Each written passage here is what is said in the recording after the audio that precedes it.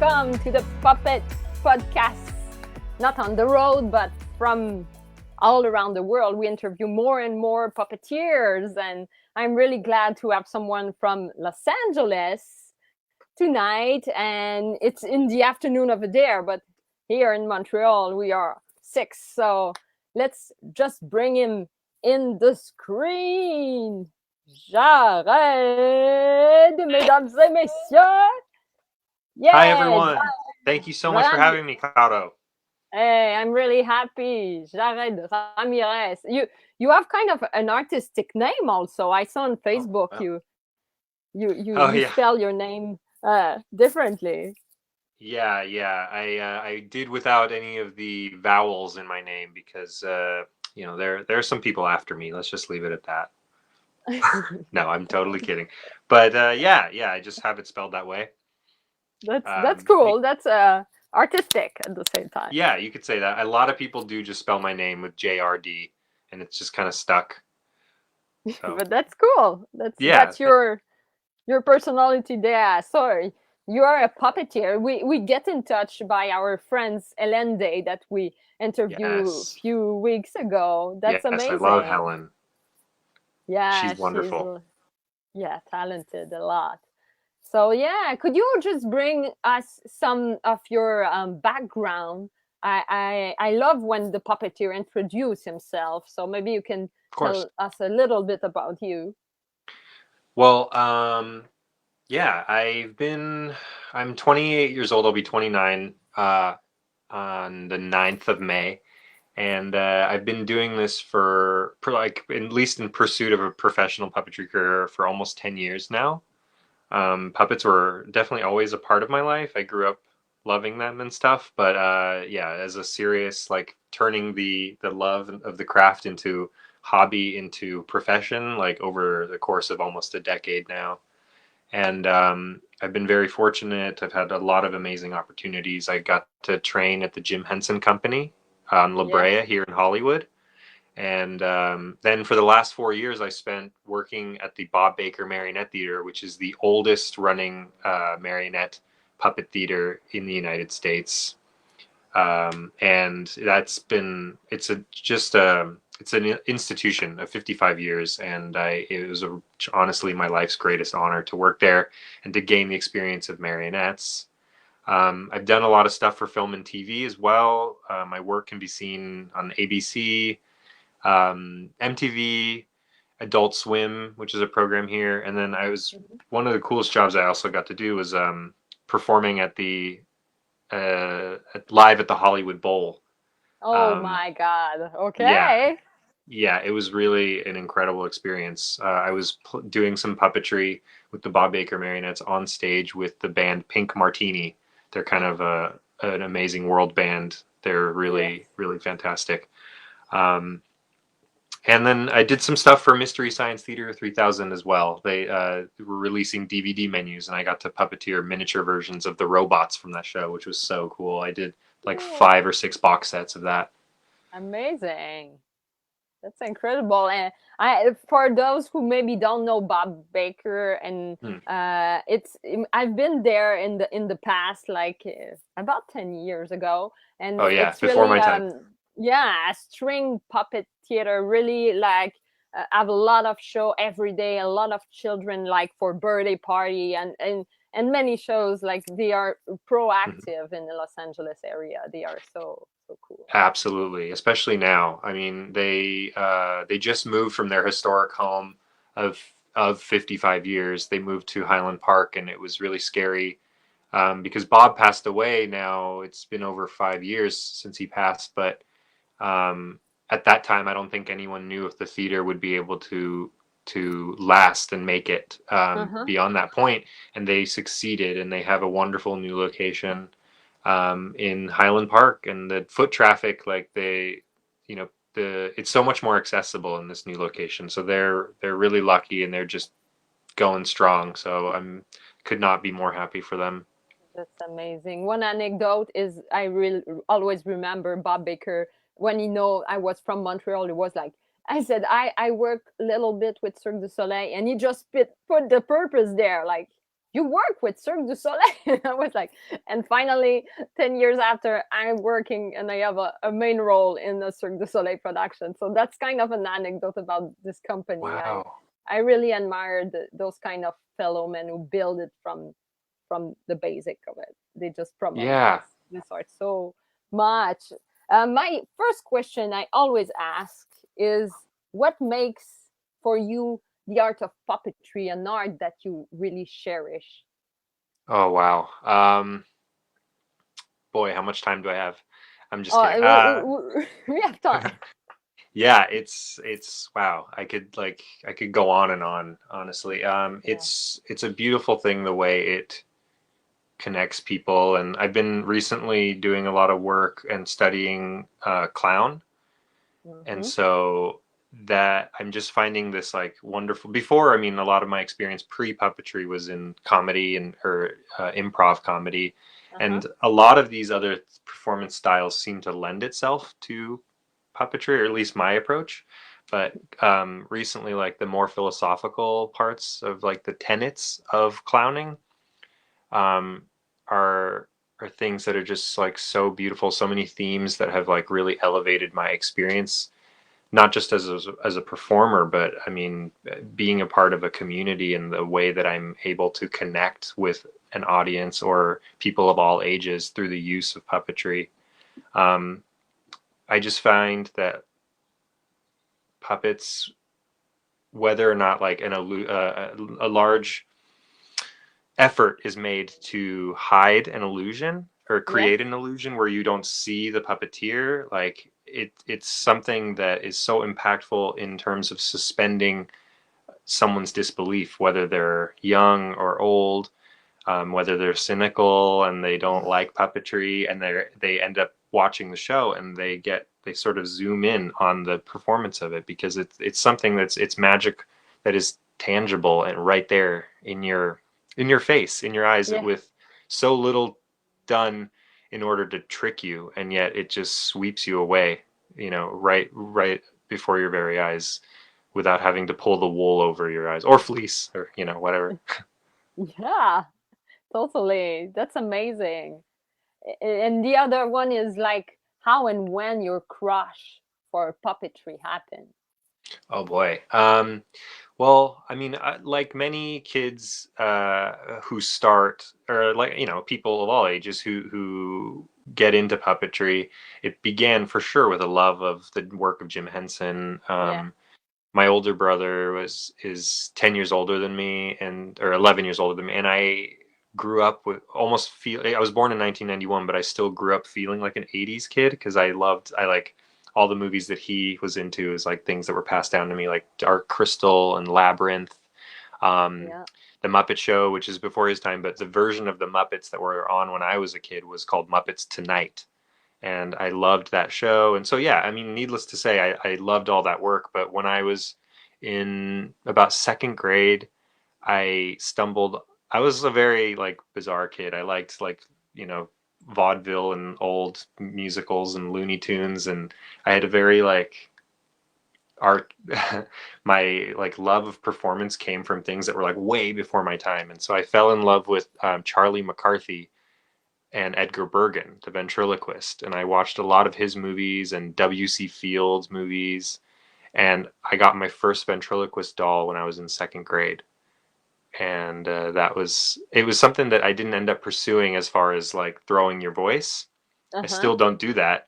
But I feel like my approach as a puppeteer is closest to the style of a ventriloquist than any other style, because I love more than anything to explore the relationship between the puppeteer and the puppet, and the Uh-huh. duality of Yeah. playing the both characters simultaneously.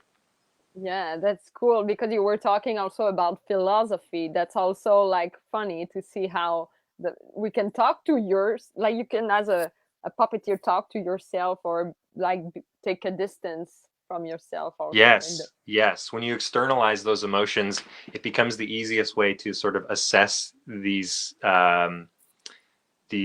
concepts, I guess, in real time. It's like it's an out of body experience that way. yeah. And I like I really treasure that, because the clown, you know, the way that the clown is sort of the most, it's just an act of generosity by being the biggest fool in the room for everyone so that they can feel better about themselves and like breathe a breath of fresh air. I feel like a puppeteer is doing that in a way like the way that ventriloquists do this a lot. And the puppet is kind of very self-aware, and like he'll make fun of either the audience or the puppeteer and what they're doing, and the puppeteer has to be like, oh yeah, so sorry, oh he, you know, he said it, I didn't, and kind of creating that illusion in that way. I feel like when we acknowledge the puppet's shortcomings and show a level of awareness, I think like it makes it that much more inclusive for an audience to get on the level with various viewpoints. Totally. That's amazing. I really enjoy that. As I'm performing in a circus show, I really Yeah, get what you're saying. I really get it. yeah, I can And, imagine.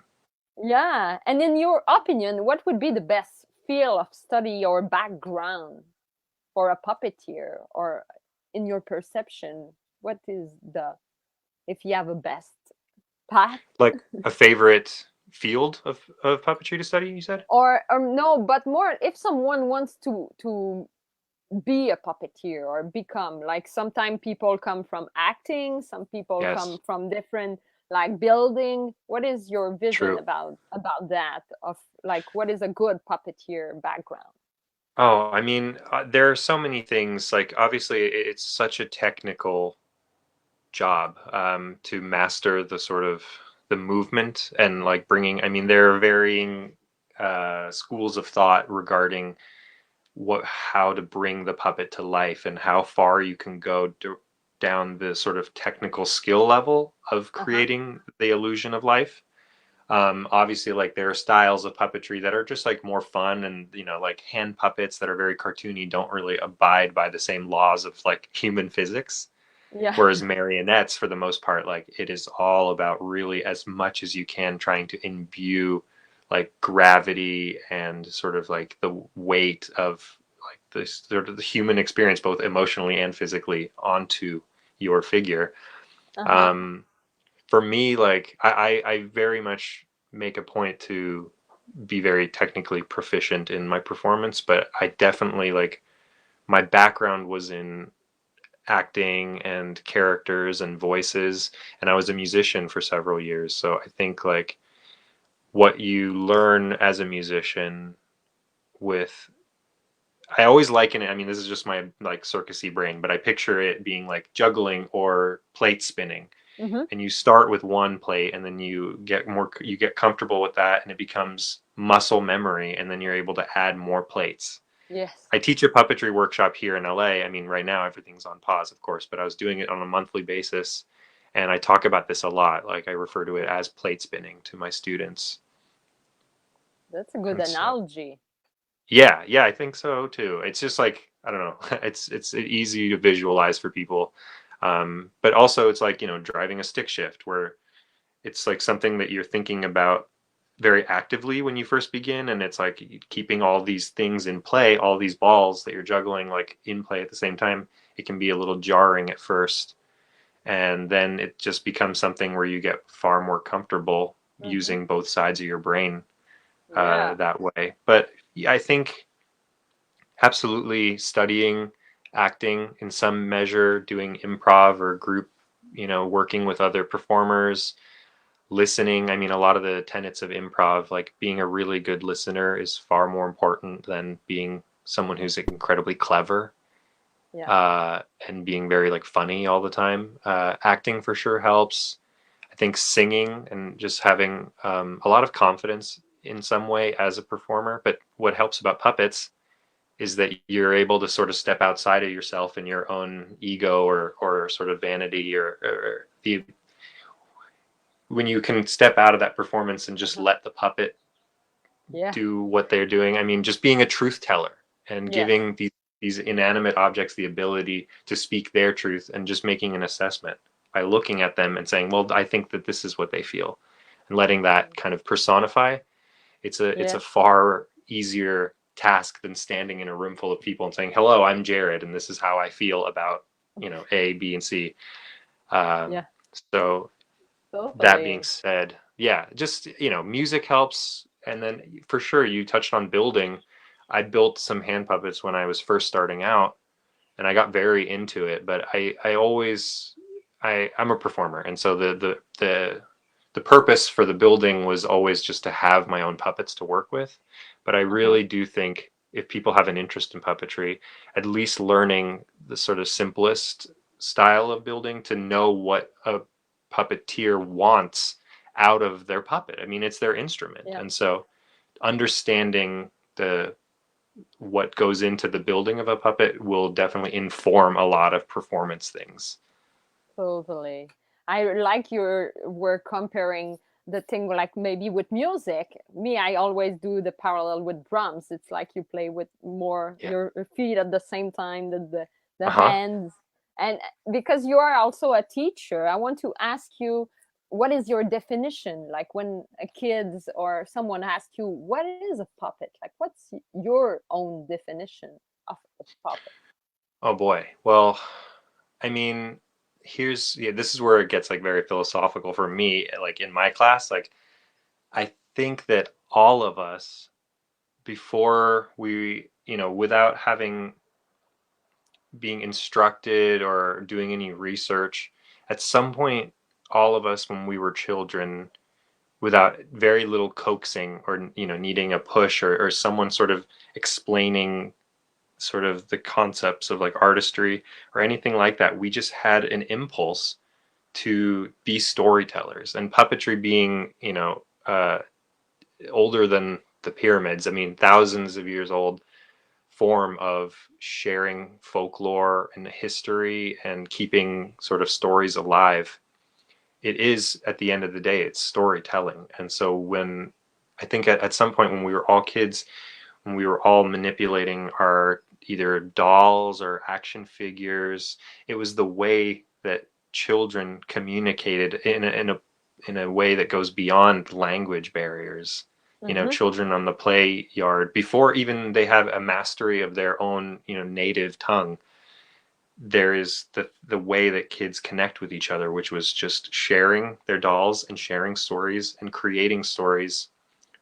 And I always picture like liken it, being in the sandbox, the sort of community that you have with other kids that goes beyond any of your sort of genetic makeup or your creed or your beliefs or your background, your identity. And Yeah. you can explore these themes as a puppeteer.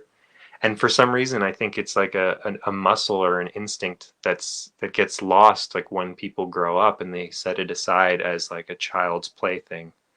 Yes. Um, but a puppet is a powerful, more than a performance medium for me. A puppet is an incredibly powerful instrument for communication. Totally. I agree so much with what you said, with everything. It's kind of really something when you try to explain it, you have to bring people to their past a bit. Like, when you were a kid, that's really part of it.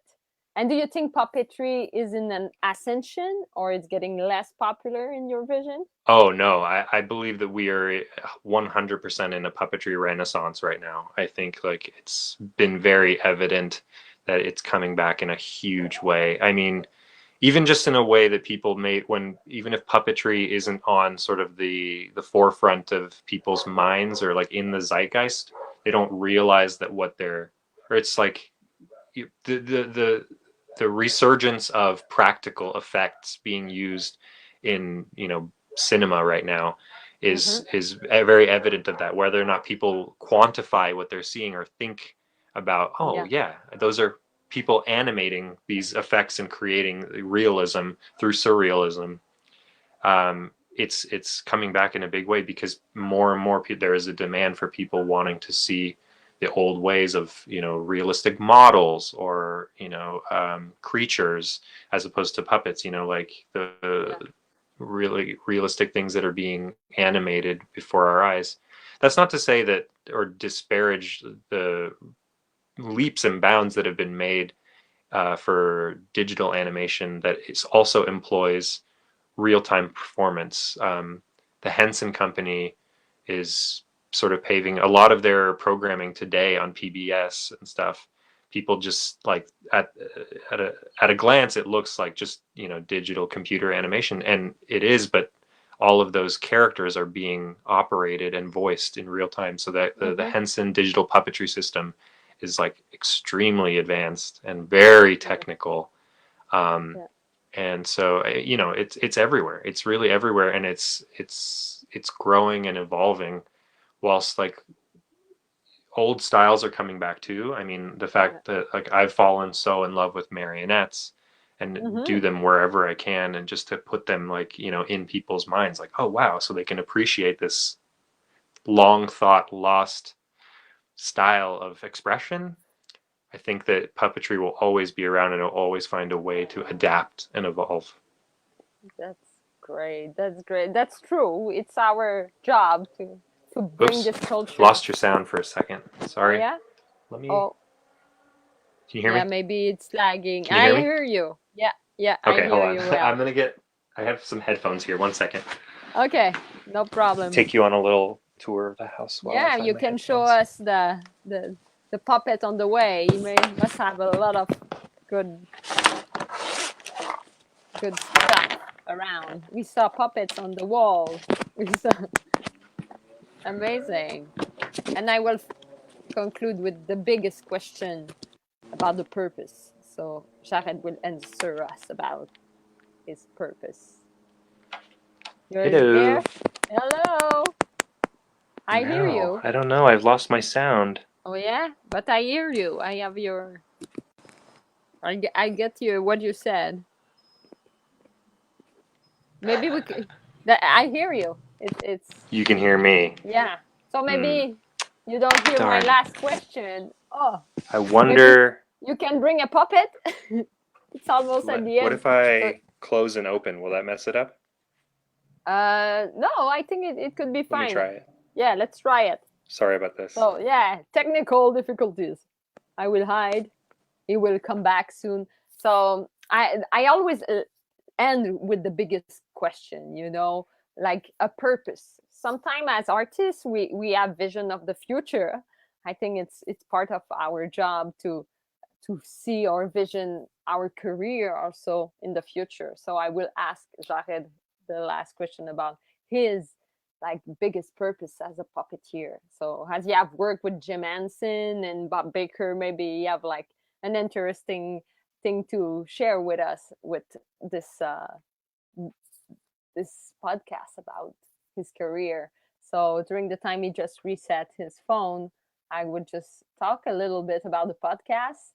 So right now we are building our website. So we also extend on multiple platforms. The podcast is now on iTunes, Spotify, and on Instagram. We have some stuff going on there. We are on YouTube and on Facebook. So we keep like building the MailChimp and the stuff to build a big community. In this confinement, we just have to find a way to connect with each other. So that's why I create that. And I keep doing it as I'm not on tour. So if you know any puppeteers, like if you want to be part of the podcast, you want to share your knowledge or your philosophy about puppetry, that's the place to be. So next week I will have another one, but I want to make a little bit more, like to have more. I find other platforms, so we keep exploring and improve the technicality of it. So we will have some English friend going on, and for the French people, just be in touch with me, and we will do also more French podcasts. So I don't see Jared coming back. Maybe get lost on the platform, but I can maybe check with Facebook to see if he's around. And during this time, I will just keep talking and just have some stuff to say, because you know, part of a host of a podcast, it's to be able to entertain the audience and just have a bit of a conversation. So if you want to chat with me, you are always welcome to give me some question, maybe for me or for Jared. Like I would just write to him, are you able to come back? Let's see. We have people. You have like 18 people watching us and make some reactions. So you can like just encourage me to have him back. I'm back, but I don't see you. Oh my God. You know, this platform is really clever, but maybe I will resend the link. Be Life is kind of really really cool, but sometimes maybe we have to just figure. Sometimes it's also our connection. As I'm doing some workshop about online stuff, we oh, is there? We learn a lot on this. Okay, let's bring you back in the screen. Hey, hi. You're there. Oh, I don't see you. You're there? You there, Jared? I can hear you now. Can you hear me? Yes, I tried to bring you in the screen, but you're Well, I mean, at least I'm back. At least I can hear okay. what you're saying. Yeah, I can like ask you my biggest question for the end. It's So sorry for the delay. it's not a problem. I could like tell people some stuff about what's going on with the podcast during Perfect. the time you handle the technicality. My last question is about your biggest purpose as a puppeteer. What is it for you? Like what you see in the future for your career? Oh boy. Well, puppetry, like for me, I mean, it came at a pretty. It's been a place where I've been able to work through a lot of. I mean, this gets pretty deep and like emotional, but like it's been a place where I've worked through like a lot of past trauma, for sure, like and emotional things that are difficult for me to like hold. But I found that like puppets have been a way for me to sort of step outside all of those feelings that like when it gets too heavy as an individual to carry, living out these themes and these stories through these creatures that are larger than life.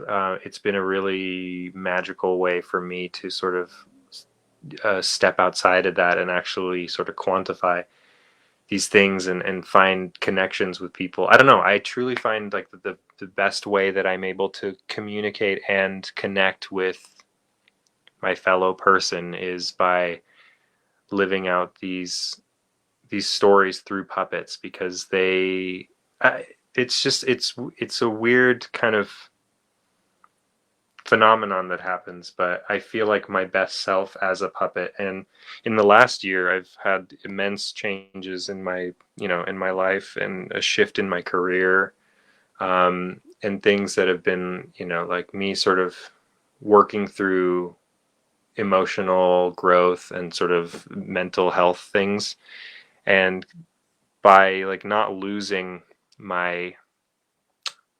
touch with puppetry, like it's been very powerful. I think like, and talking about isolation and stuff, the way that everyone is kind of alone right now and having to just find time to be creative. I feel so like blessed that I have puppetry because I don't feel probably as alone as I would without puppets, because I've created this kind of world for myself, this like level of I don't know, maybe in a time where escapism isn't as, it's everywhere, it's run rampant, where like escapism felt like a thing that was really important for people in the older days, like say like the Great Depression, when people would go and to the cinema and watch a movie and leave the drudgery of their reality for a while. Yes. Now in modern times, like everyone is a performer because you're on social media and doing, it's kind of like we're saturated with content. And me being a person who always wanted to be a performer and loved attention as a child and obviously still love it, like the pursuit of puppetry has been a way for me to take all the things that I'm good at and turn it into something beautiful and benevolent. Because at the end of the day, puppets just, they heal people, and they make people so happy, and that return to a place of childlike wonder is so special for children and adults alike. And so in pursuit of that, by like looking outside of myself and my needs, I feel like I'm healing myself by healing others through puppetry. Totally. And they have like a lot of comment when you were saying that. We have Pablo who said that he really agree about the fact that our art is really therapeutic. Yes, absolutely. Yeah. I mean, there are people, I had someone take my puppetry class who is a child psychologist, and she was trying to employ the, she was already working with paper bag puppets and her patients, and she just wanted to learn a bit more about sort of the exploration of characters, so just to make her work that much more profound with the use of puppetry. And it, like, even just talking about it like today, I still get so touched just thinking about that impact that puppets are able to have. And I felt really blessed and honored to be a part of that experience in order to help her on her journey to connect and help children. Yes. It's so vital to all of us, and I hope it never goes away. And I'm very glad to be a puppeteer. So if anybody is struggling with emotions and things, that if they were able to see someone who was able to move through things and grow in an emotional, healthy way, then if that inspires them at all to pursue it, not just in a career as like a performer, or looking for it as a place to have financial stability, or just something to incorporate into their lives as a way to connect with their family and their friends, and reach people on a different level that isn't so much about the self. Yes, we have like Nicola and Randall who say like right on, and the puppet power is with us. That's amazing. Yes. I'm really Oh, glad we have the time to connect in this kind of like it's our intimacy as a puppeteer. We just like share how like this passion is really like really not fragile, but it's really delicate what we do as a connection and a communication with this audience.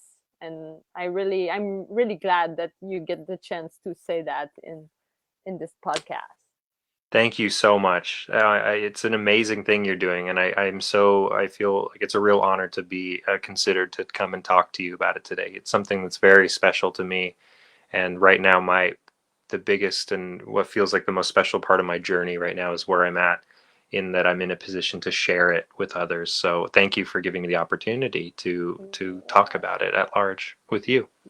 Yeah, you're really welcome. I don't know if people could see you like in now we are more in the audio. I would love at the end to finish with a puppet, but it's kind Ah, of I know. Yeah, is yeah, there, I mean, I saw myself just before you said you were going to bring me back on the screen. I don't know if that yeah. had anything to do Maybe with it. could you just try to go and come back, and Sure. I maybe mean, yeah, if we have time we for that, absolutely. yeah we could take a minute, and you can bring a puppet just to conclude it, and people will be really happy to see you Oh, performing. great. So Yeah. let's try it, and I will entertain the people during the 30 seconds you're doing that. Okay, so let's see. I think yes, we have him. Yeah, I see you. Let's bring you in the Okay. screen. I Hooray. hope I'm it back. works. Boom. Yes. Okay. So let's finish with a puppet. Here I am. All Something right. I'm like going to introduce you to a couple friends here. bring a friend in the screen, and maybe we can talk a little bit with this guy. You might recognize this guy real quick. His Pierrot. This is a puppet built by Eugene Saragin. He's a Russian puppeteer from Moscow, and he built some puppets at Bob Baker. This is a wonderful little design. I wish I had a surface because I'm just holding him up on the screen for you to see, but a wonderful geometric shape. And I like to do this thing where he notices my control. Oh, and then I give him that. Yeah, could you bring it more to the it's up it's in yeah, we have him. Uh-oh. Amazing. Oh, what are you doing? What are you doing with that? Uh-oh. Well, He's trying to get a job at Cirque du Soleil as well, so I think Yeah. he's trying to impress you with his acrobatics. Amazing. I Oh. love string puppet. I really That's like them. Puro. And this is my friend Dogula. Hello. Oh. Who is there? Make It's, yourself known to me. it's Caroline. Hello, Caroline. Hello. My name is Dogula. Dongula. Are you Yeah. a vampire? Oh, what gave it away? Yes, I am a hybrid dog vampire, and I'm here to sort of elevate the the charm on this program. Perhaps you'll want to do another episode with just me and my input. I could fill up 3 episodes with what I know. I'm a centuries-old dog vampire, Dongula. and I'm sensing a real connection here. It might be a poor internet connection, but I'm sensing a very palpable human connection with you. I feel it too, Dogula. Oh. Oh. Mwah. Oh, mwah. Thank you very much, Dogula, to be part of the podcast. We have like people who really enjoy it on the chat. Oh, well, I'm so glad. Hello, everybody. You can see me. I will be performing on Instagram Live every Friday at 6 p.m. Pacific Standard Time. Not Central. Pacific Time. Yes. So yeah, we will put the link down there, and maybe people could connect on your Instagram, the Dragula. Oh, yes, I'm going to do a little bit of drag on the show. We'll see. I'm currently in talks with RuPaul to be on the next episode of RuPaul's Drag Race. We'll see how that goes. Amazing. A drag dog vampire count. It's a hybrid for the ages. Amazing. Why not? Okay, I'm broken. That's so. That's so cool. I like it. Could you say to your master that we will see him last time? Get over here. Yeah. Come on. What are you doing? Why are you just hovering off frame? He's always hovering. Always hovering. You're standing right there. Could you have picked a louder shirt to wear? Yes. Oh, sorry. I didn't realize I was still welcome here. Yeah. Thank you very much, Jared, for this moment of puppetry and this interview. That was really amazing. Thank you so much for having me. This is a real honor. It's a treat. Thank you for putting up with all of us here. I really appreciate being on and talking with you. This is such a wonderful podcast.